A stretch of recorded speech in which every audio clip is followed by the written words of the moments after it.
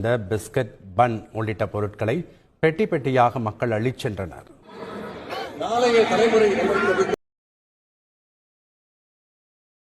திராவிட முன்னேற்றக் கழகத்தில் இருக்கக்கூடிய உறுப்பினர்கள் நேற்று நடைபெற்ற மாநாட்டில் கிட்டத்தட்ட 2 லட்சத்திற்கு மேற்பட்ட மளிகை சாமான்களை ஒரேடியாக தூக்கி சென்ற சம்பவம் இணையதளங்களில் வெளியாகி தற்பொழுது திருட்டு கும்பல்கள் திமுகவினர்கள் என்ற பட்டத்தையும் தற்பொழுது பெற்றிருப்பதாக இணையதளத்தில் சவுக்கு சங்கர் அவர்கள் கூறியுள்ளார். பல கோடி செலவு செய்து திமுகவினர்கள் அவர்கள் மீதே மண்ணள்ளி போட்டுவிட்டார்கள் என்றும் திமுகவில் அடுத்த கட்டத்தை கொண்டு செல்வதற்காக உதயநிதி ஸ்டாலின் அவர்களை துணைத் தலைவராகவும் துணை முதல்வராகவும் வர வைக்க வேண்டும் என்பதற்காக திட்டமிட்டு போடப்பட்ட இந்த இளைஞரணி மாநாடு மிகப்பெரிய தோல்வியை தழுவியது என்றும் 5 லட்சத்திற்கு மேற்பட்ட தொண்டர்கள் வருவார்கள் என்று கனவு கண்ட திமுகவின் தலைமை தற்பொழுது 50,000த்திற்கு மேற்பட்ட தொண்டர்கள் கூட வருவதற்கு தற்பொழுது மிகப்பெரிய ஒரு சோதனை களமாக தான் அமைந்திருக்கிறது சேலம் மாநாடு.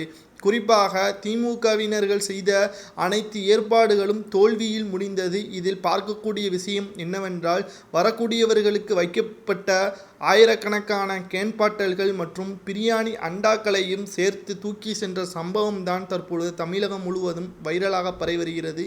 இதற்கு திமுகவின் உடன்பிறப்புகள் மீண்டும் முட்டுக் கொடுக்கும் வகையில் பதிவுகளை இணையதளங்களில் பதிவு செய்வார்கள் என்று சவுக்கு சங்கர் அவர்கள் கூறுவதை பற்றி உங்களது கருத்துக்களை கமெண்ட் வாயிலாக கூறுங்கள்.